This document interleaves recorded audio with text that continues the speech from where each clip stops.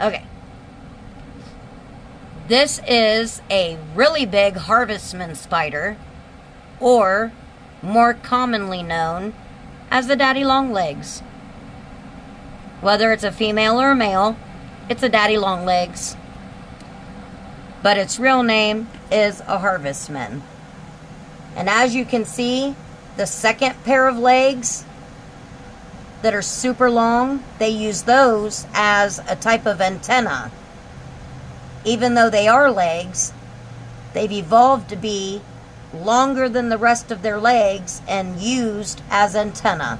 They will move it around them, especially at the front and sides as they're walking, so that they can see what's around them and if they have clearance.